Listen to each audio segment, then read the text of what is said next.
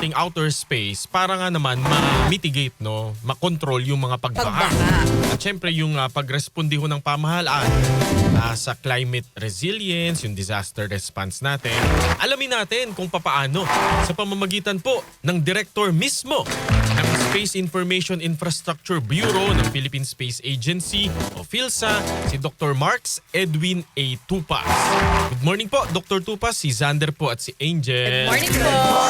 Magandang umaga, Xander and Angel, at sa lahat ng inyong taga-subaybay na nanonood at nakikinig. Opo. Maari ho bang malaman, although medyo alam naman po namin, yung pinaghugutan po ng inyong first name na Marks. Parang ano hong nag-inspire sa inyong mga magulang? Opo, no? I think well-known naman yan, pero sabihin na lang po natin na yung nagpangalan sa akin, medyo nakikinig at kumbaga sumusunod dun sa mga adhikain nung sikat na kapangalan ko. No? But syempre yun, nakikinig tayo sa mga hinaing ng mga ating manggagawang uri. Ayun, opo. At para ho dun sa baka hindi ho masyadong pamilyar, baka ho naririnig lang ang PhilSA kapag may babala dun sa wag lalapitan. Rocket launch Yung mga ng rocket, China. ng China, yung mga debris, baka ganun lang ho kayo naririnig. Ano ho ba ang mandato po ng PhilSA? Sige, Sander, magandang panimulang tanong ito, no? So si PhilSA po, kung hindi po nalalaman ng nakararami, ito po ay nabuo ng isang batas, no, noong 2019 pa. And in fact, anniversary lamang, no? So naka 7 taon na simula nung natatag ang PhilSA noong 2019. And dun sa batas na yon, nakalagay doon na si PhilSA kailangan natin tumugon sa 6 na key development areas. So hindi lamang yung sa mga rocket launches, but meron din tayong development areas sa national security, meron tayo sa disaster risk reduction, obviously nandyan din yung sa R&D natin. So marami tayong iba't ibang mga tinutugunan na mga pangangailangan tungkol sa space.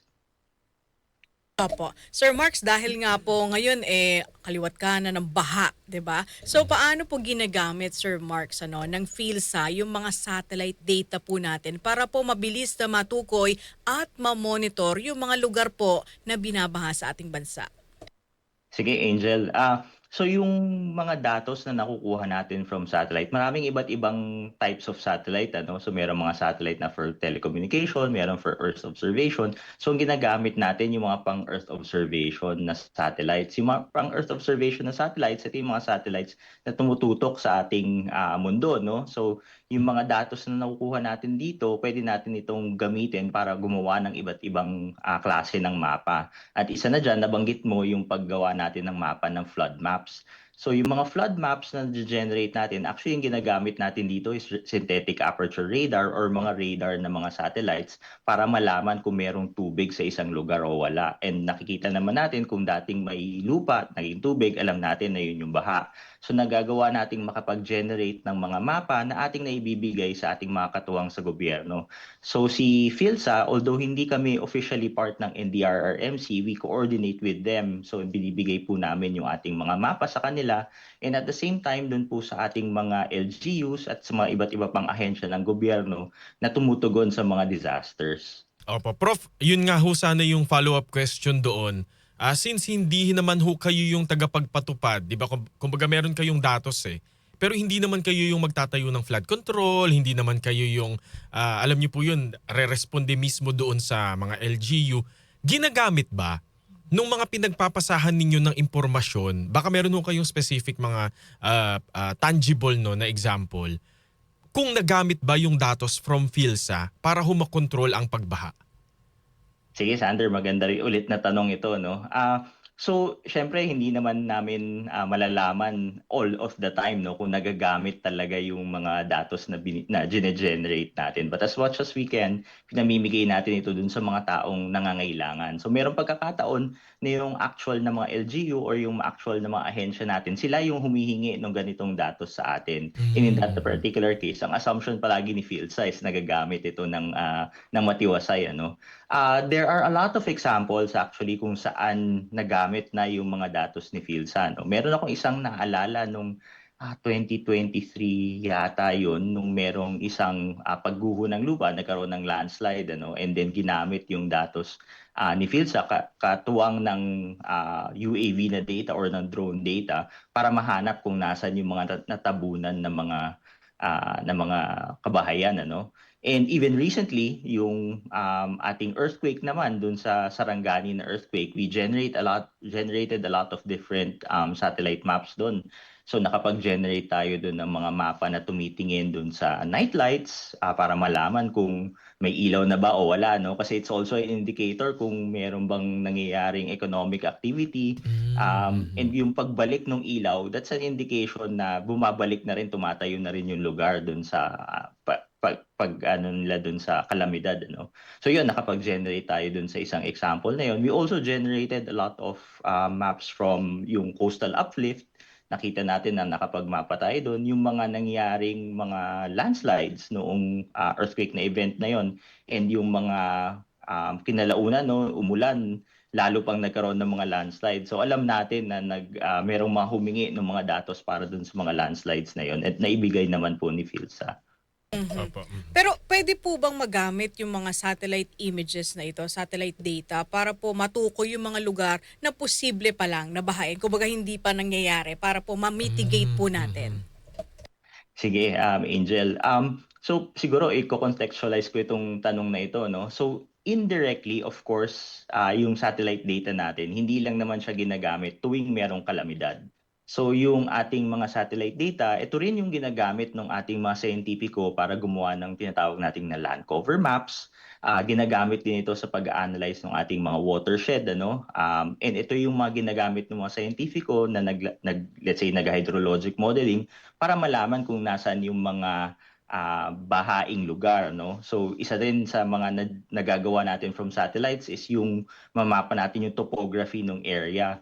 Although si PhilSA, hindi namin iyon diretsong ginagawa. Yung mga produkto ni PhilSA, katulad ng land cover maps, ito po rin ay pinamimigay natin sa iba't ibang mga ahensya ng gobyerno na maaaring magamit nila iyon para makapag-generate sila ng flood hazard maps naman.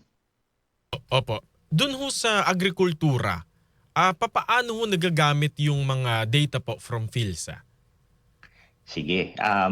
So isa pang magandang ehemplo ng paggamit ng satellite data ito, no, yung ating agriculture, kasi gamit ang satellite, maraming iba't nabanggit ko kanina, maraming iba't ibang sensor or payload na pwede mong isakay sa isang satellite, ano. Merong mga satellites na pwede nating gamitin para sa agrikultura kasi nakatutok yung kanilang sensor para dun sa pagyabong o dun sa paglago ng ating mga vegetation or nating mga halaman, ano. So in that case, pwede siyang magamit as an indicator kung maganda ba yung pagtubo ng ating mga crops. Meron din tayong mga sensors na maaari nating magamit para mag-identify kung nagkakaroon ba tayo ng drought, kung medyo nagkukulang ng tubig ang isang lugar, ano. So in fact, yung mga ganyang datos, meron si Phil sang isang datos na generate na nagpe-predict actually ng ating drought in the future, no. So ginagawa natin to in collaboration with DA sa Department of Agriculture. So meron kaming produkto that would in a way makita kung ano yung magiging drought in the next couple of days, ano, or couple of months. So meron tayong mga ganyang datos na na-generate through satellites. Mhm. Maliban po sa agrikultura, Sir Marks, pwede rin po ba magamit yung mga satellite information po sa ating mga rescue at relief operations? Yes po. Kagaya po nung nabanggit ko kanina, no, isang example 'yon nung nagkaroon ng isang malaking landslide, if I'm not mistaken, somewhere in Mindanao din 'yon, ano. So ginamit nila 'yon, yung mapa nung before using satellite data para malaman kung nasan yung mga kabahayan na natabunan ng ating landslide, no. So gamit dun sa previous na satellite data, they were able to identify where the possible victims were. And then yun yung ginamit din nila para mag-dig in those particular areas. Mhm. Tama ho ba na yung ating weather forecasting part din po kayo dun sa nagagamit din ho ba yung mga satellite data? Or meron Sige. silang sariling sistema kasi? Thank you, Xander, no. So tama po kayo na ginagamit ang ating satellite data para sa pag forecast ng weather. Although si PhilSA, hindi na po tayo diretsong kumbaga hindi na tayo diretsong kasali dun sa pag-generate ng forecast, no? Si Pag-asa, they use satellite data na nanggagaling po sa mga ibang partners nila, no? It can be from different countries abroad. Kasi ang satellite data naman po, nakatutok siya sa mundo, no? So hindi naman to namimili ng boundary ng bansa. So yung satellite data ng ibang bansa na ginagamit for weather, nagagamit din po ni Pag-asa.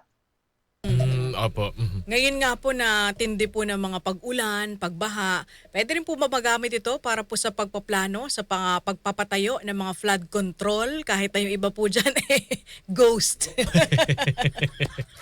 Sige, Angel.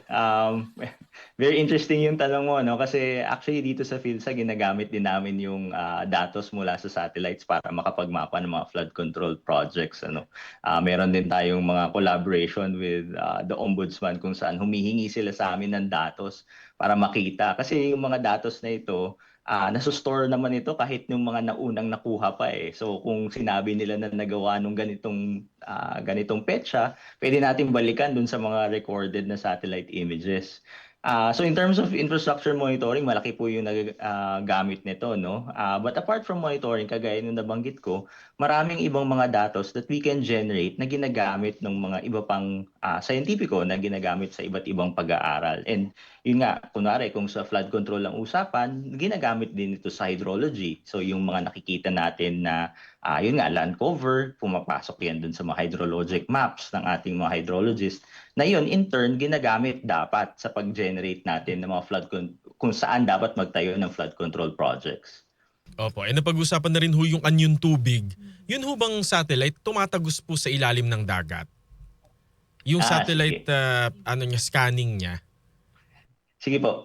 Yung satellite data po, kagaya nung nabanggit ko, iba-iba yung mga sensors, ano? So merong sensors na tinatawag natin na optical sensors or yung parang camera, kumbaga, na kung mababaw ang tubig at malinaw, kaya po niyang tumagos at makikita niya ang ilalim ng tubig.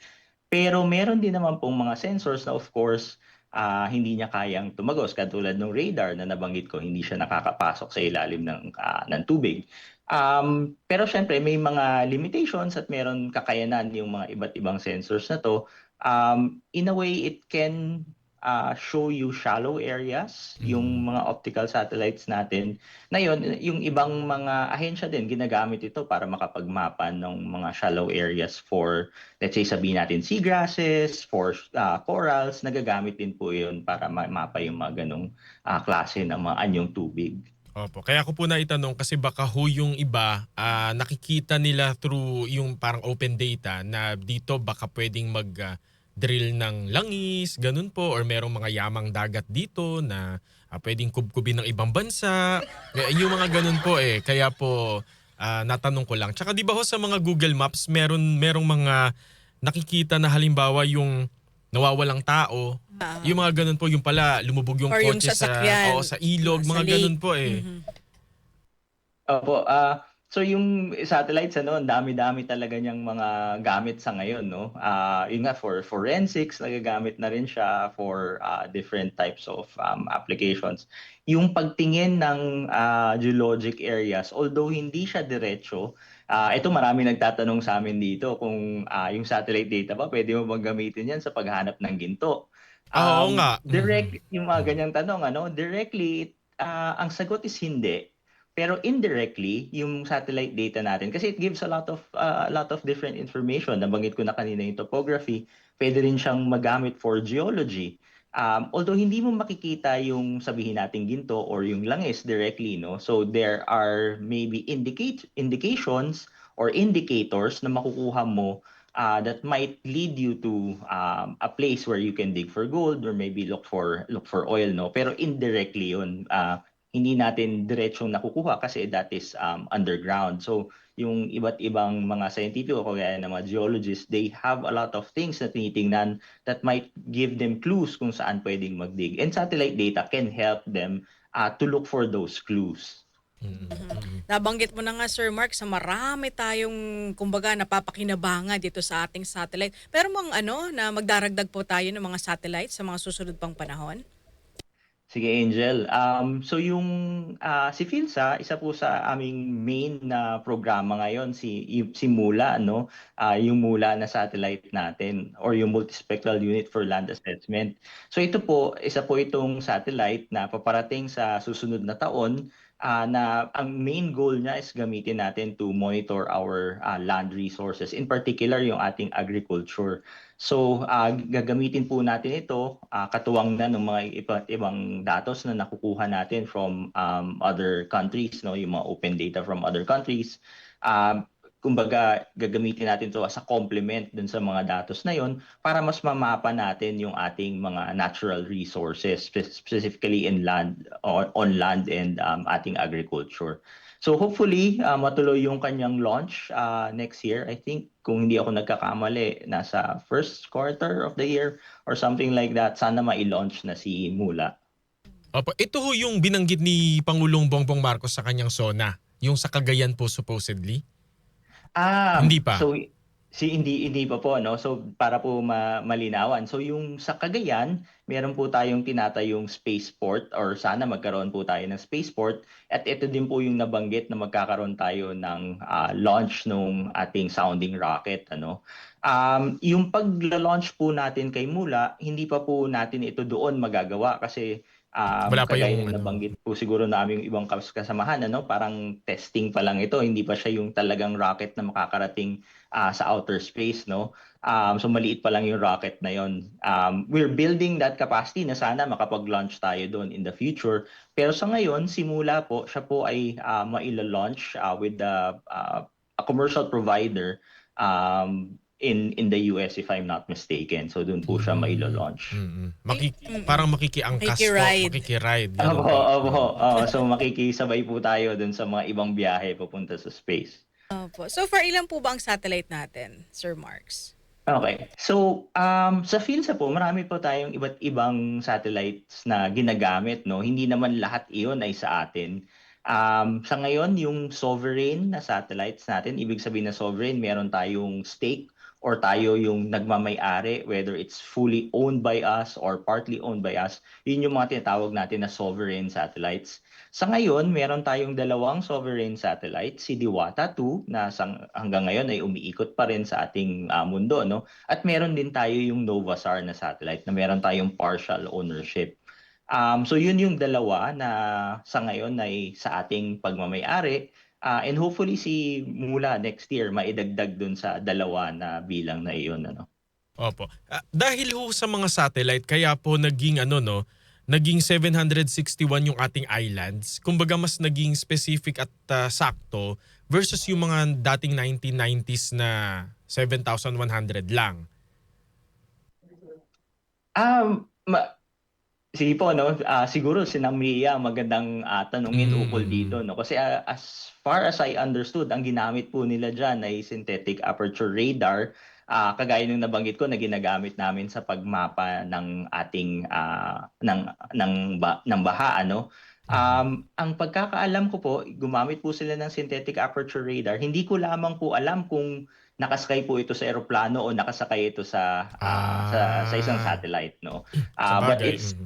it's a similar sensor na ginamit para imapa yung buong bansa natin para ma-distinguish yung ating mga islands, yung iba't ibang islands natin. So yun po yung ginamit ng kasamahan natin sa NAMRIA para maimapa nila yung ating mga kapuluan. Opo. Sir, bakit ho sa Cagayan yung spaceport? Okay. So yung spaceport po, no, there's a lot of factors kung bakit Cagayan ang tinitingnan natin, no. So unang-una diyan yung geography ng lugar. Obviously meron din diyan yung mga economic reasons kung bakit doon, no. Nabanggit na rin siguro ito nung aming mga kasamahan. Syempre, yung pagpapalipad kasi ng mga rockets, mas maganda kung mas malapit sa equator. Siguro hindi na natin pag-uusapan yung physics behind it, ano. So maniniwala na lang tayo dun sa ating mga engineers and sa mga scientists pag sinasabi nila na mas makakatipid ang mga rockets kapag ito ay pinalipad mula sa equator. So dahil ang Pilipinas in general, we're close to the equator, mas makakamura ang mga let's say rocket operators if they launch somewhere in the Philippines, ano. And yun nga, dahil yung Cagayan is in the Philippines and it's also facing to the east, kung saan alam naman natin na meron tayong Pacific Ocean, napakalaki nung pwedeng pagbaksakan nung ating nung iba't ibang stages ng mga rockets, ano. Kasi ang mga rockets, if you have watched yung mga iba't ibang Mga launching ng movie. mga rockets, Mhm. may mga parte dyan na mga nahuhulog. And syempre gusto natin safe yung pag nag-launch ka ng mga rocket, kaya tinututok siya towards the east, towards the Pacific Ocean. Kaya yun yung parang napiling lugar, no? And obviously there are economic reasons kasi doon kung saan siguro merong infrastruktura kung saan pwedeng makapagtayo ng mga ganitong tipo ng spaceport. Opo. Mm, Baka meron po kayong huling mensahe po, Dr. Tupas, lalo ho dun sa mga baka hindi po masyadong nakakaunawa, medyo hesitant po dun sa sinabi ng Pangulo na magtatayo tayo ng spaceport, na parang, ba't hindi nalang unahin ng pagkain, etc. Unahin pa yung rocket-rocket na yan. Yung mga ganun hong opinion po, no? Hey, thank you, Sander. No, para bigyan din kami ng pagkakataon para makapagsalita at ukol dito. No, so siguro ang magandang masabi dito is that si PhilSA, ang aming pong layunin ay hindi po namin layunin gumawa ng satellite and ng rocket upang makahabol sa teknolohiya, no, or upang magawa yung mga ganitong mga bagay or parang sa pride lang natin, ano. So hindi po 'yun ang aming layunin. Ang layunin po ni PhilSA is that gamitin natin ang space science and technology para sa socio-economic benefit. So in the end, kaya po natin ito ginagawa upang magkaroon tayo ng kapasidad at yun nga, capability na maaari na natin ito gawin on our own later on para kumbaga hindi tayo dependent on other countries all the time when we use space science and technology. So syempre kailangan natin magsimula ng maliit, kagaya nung sounding rocket natin, no? We're going to start small and eventually hopefully magkaroon tayo ng teknolohiya para magawa natin yung mga full blown na mga rockets natin, no. But in the end, ang objective is not just to generate, magpalipad ng rocket. Ang objective natin ay makapag-generate tayo ng teknolohiya na magagamit natin sa pagmamapa, magagamit ng iba't ibang ahensya na makakatulong sa ating mga kababayan. Opo. At para lang din po malinaw, yung rocket po natin, hindi po ito panggerang Hindi rocket. panggera, correct. Kasi baka ganun ho yung Iniisip naisip ng iba nila na kaya kayo magra-rocket kasi gigirahin Yan nyo yung China. Lalo na doon pa Tama po, nilagay no? sa may So it's a Cagayan. peaceful use of outer space po ang aming pinupush forward dito sa PhilSA. So yung sounding rocket natin, small experiments po yung gagawin niya. Hindi naman po siya gagamitin na ipang target sa ibang bansa. Yun ang malinaw. Opo. Pero lang ko pahabol, gaano kumbaga kabilis makarating yung satellite data dito po sa atin, yung transmission? So isa pong magandang tanong yan, no? So marami din nagtatanong kasi yung aming bureau po, kami po talaga yung nakatutok dyan sa issue na yan. So kasi po under our bureau, kami rin po yung nagpapatakbo ng ating ground receiving stations kung saan maaaring makapag-download ng datos mula sa iba't ibang satellites. So ang sagot po dyan ay depende. Hindi po siya ganun kadali, no? So alam naman natin na may mga satellites natin, meron siyang mga orbit. So sa isang orbit, sa isang pass, marahil kukuha siya, and marahil sa ibang pass naman, pwedeng yun naman yung opportunity natin to download ng ating data, no? So, pag sinuwerte na nakuhanan and then mapapadaan sa isang ground receiving station, whether it's ours or sa mga kaibigan natin na ibang space agency, no, kung saan pwede tayo mag-download, it can be as quick as a few hours makakapag-download ka na ng satellite data. There are instances that within 4 hours, within 2 hours, makaka-download ka ng satellite data. But of course, syempre, pag medyo minalas ka, minsan tumatagal, kulang-kulang isang araw, ganyan, bago mo makuha yung datos. So, yun po, no, iba-iba. It can be as fast as a couple of hours. It can be as long as a day or two. But, yun nga, sa PhilSA naman, as soon as we get the data, nagsisimula na po talaga kami magtrabaho and we generate the maps that are needed para agaran naman maibigay ito sa ating mga mamamayan or doon sa ating mga katuwang na mga ahensya. Yung satellite ho ba, nakokontrol po ninyo kung paano ho yung galaw niya sa taas o parang automatic siya, naiikot siya sa mundo? At kung ganun po, di parang 1 year siyang bago bumalik. Ganun ho ba yun? Magandang tanong ulit ano. Dami naming pahabol na tanong, no? Kakanood ho namin yan ng mga Okay lang sci-fi po. eh. So, very open naman po tayong sumagot kasi yun nga para din sa kaalaman ng ating mga kababayan, no. So, yung mga satellites po natin, iba-iba, no. So, yung mga maliliit na satellites, karaniwan wala po silang propulsion or wala silang way para mabago yung kanilang orbit. Yung mga maliliit kasi syempre hindi na magkakasya yung mga fuel and all that, no. Yung mga mas malalaking satellites, yun yung merong propulsion na na-adjust nila yung kanilang orbit or kung ano yung ikot na yung pag-ikot nila sa mundo, no. But these satellites, whether it's small or whether it's large, karaniwan meron silang mga attitude control na tinatawag. Hindi para kung maging mas mabait sila sa kapwa nila satellite, no. Nag-attitude. Ibig sabihin nun, when you say attitude, yun yung pagtutok ng mga satellites kung saan, no. So karamihan ng mga ating Earth observation satellite nababago naman yung kanilang attitude o natututok to sa iba't ibang lugar. Kagaya ni Diwata 2, nagawa natin yun na itututok siya kung saan natin kinakailangan, ano. But in most cases, yung mga satellites, for example, yung mga satellites ni NASA, dahil kumukuha sila sa buong mundo, nakatutok lang sila pababa para mamapa nila yung buong mundo ng mas systematically, no. But that is possible. Meron tayong mga satellites na kayang gawin yon, yung pagtutok. Meron din tayong mga satellites kung problema ba yung orbit na naggagalaw yung orbit. But it depends on the type of satellite. Merong kaya, merong hindi. Sir, isa pa. Mm. Nabanggit mo kanina Okay lang, hanggang 10:30 yung, tayo. yung fuel. Paano yun? Sa fuel po ba siya? Or paano yung fueling yan pagka naubos? Paano yung ganun? Yun po, no. So dahil po yung pag-angat at pagbaba ng orbit, it's dependent on the fuel. Usually it's also an indicator kung gaano kahaba yung lifespan ng inyong satellite. So merong mga satellites na mas mahaba yung kanilang lifespan kasi mas madami silang fuel na maiaangat nila yung kanilang orbit.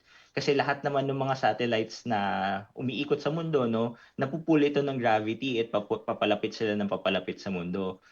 Eventually, yung mga satellites na yan, kapag malapit na sila, bibilis na yung pag-pull ng gravity and either babaksak nila sa Earth or kung maliit sila, maaaring masunog lang sila in the atmosphere. So yun, kapag naubusan na karaniwan yung ating mga satellites ng mga fuel, so yun na yung magdidictate na ay malapit na siyang ma-decommission or malapit na siyang hindi magamit. So yun po. Mhm. So parang magiging basura na po yun sa Na lang siya. space. Ganun. Tama po, no? So isa po itong malaking issue ngayon sa space community kasi super dami na nung ating mga bansa na nagpapadala ng kanya-kanyang mga satellites in orbit, no? So meron tayong mga issue diyan kasi kapag masyado na marami, nagkakaroon na rin ng traffic. So posibleng Nagkakabanggaan, magkaroon na ng ganun. banggaan, yung mga ganyan, no? So kaya Nagka-counterflow din yung isang importante. satellite. Opo, oo. Kaya importante din po na meron kang way para i-move ng konti yung inyong satellites. Doon pumapasok yung mga propulsion ng mga satellites natin. Hindi siya pwedeng ibalik sa Earth, ganyan. Sa ngayon po wala pa tayong teknolohiya na kahit yung mga sabihin na natin mga nakakauna sa ating mga bansa, no, mga US, US, ganun, mga China, Russia. wala pa rin po silang pamamaraan para safely balik ng satellite, no. Kasi siguro hindi siya economical, and kagaya nga nung nabanggit ko, kapag bumabalik ang isang satellite or isang bagay through the atmosphere, yung friction through the atmosphere masyadong mainit yung nangyayari, no. So merong Masusunog. mga parte na nasusunog, nasisira, kaya hindi siya completely nakakabalik sa ating mundo, no. Opo. Wala pa hong tao na nakapunta sa ibang planeta. Yung mga tanong natin parang palayo na ng palayo. Opo, ano. So Wala pa, no? Yung parang kahit po hindi man makatapak, pero yung at least nakita niya ng malapitan. Meron na ba sa tama Venus, po 'yun, ganun? wala pa pong nakakarating sa ibang planeta, no. So kung maaalala po natin, recently nagkaroon nung Artemis mission yung NASA, no, na umikot sa buwan. Oo, And hanggang yung ganun mission na lang. yun na po yung pinakamalayong narating ng tao papunta Hmm. sa outer space, ano. So yung isang ikot nila, yun na daw yung farthest that any human has reached sa space. So yun, umikot pa lang po yun sa buwan. But of course, yung mga kaibigan natin sa NASA, yung mga iba't ibang space agency, they're also exploring kung magagawa po yan in the future. Pero sa ngayon, hanggang dun po, umikot lang po muna tayo sa buwan. Opo, baka makaisip na rin po ang PhilSA ng pangalan po ng ating Pinoy astronaut. Oo nga. Di ba kung may astronaut, cosmonaut. Oo. ganun. Astro Pinoy. Sige. Sige po. Isa pong assignment po yan ni Philsa. Pag-iisipan na po namin. Prof. Sige po. Okay po. Kasi po yung mga astronaut, cosmonaut, depende po kasi kung sino yung nagpadala. Kung galing sa NASA sumakay, astronaut ang tawag. Pagka doon ka sumabay sa mga Russia. sa mga Russians, cosmonaut, siguro matagal-tagal pa kung magkakaroon tayo ng sarili nating rocket tsaka natin papangalanan, no? Pero maganda pag-isip-isipan na nga po 'yan. Opo, Prof, maraming Thank you. Dami salamat po namin po. natutunan. Swerte ng mga estudyante ni Prof. Oo, Tupas. salamat. Thank you po. Nakausap po natin si Dr. Marks Edwin A. Tupas. Siya po ang Director ng Space Information Infrastructure Bureau ng Philippine Space Agency o PhilSA. Ang galing ano, nakaka-amaze